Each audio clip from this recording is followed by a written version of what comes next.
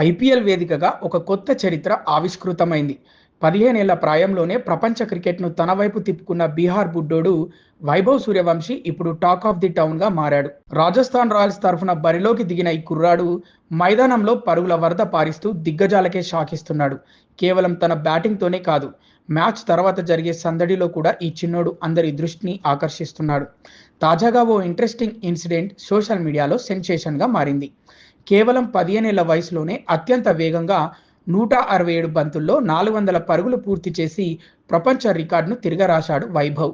చిన్న వయసులోనే అంతటి మెచ్యూరిటీతో బ్యాటింగ్ చేస్తున్న వైభవ్‌ను చూసి క్రికెట్ విశ్లేషకులు ఫ్యూచర్ టీమిండియా స్టార్ అని పిలుస్తున్నారు.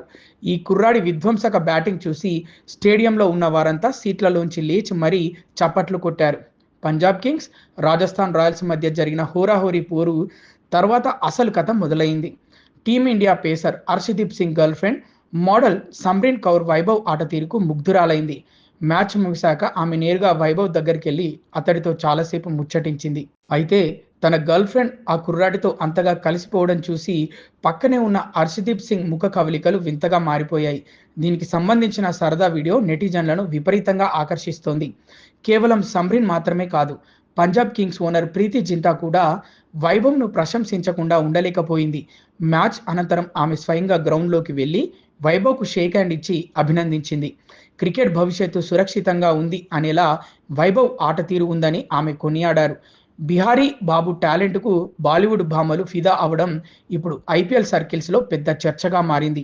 వైభవ్ సూర్యవంశీ టాలెంట్ గమనిస్తుంటే 2027 ప్రపంచ కప్ నాటికి ఇతను టీమిండియాలో ఓపెనర్‌గా సెటిల్ అయిపోతాడని మాజీ క్రికెటర్లు జోస్యం చెబుతున్నారు.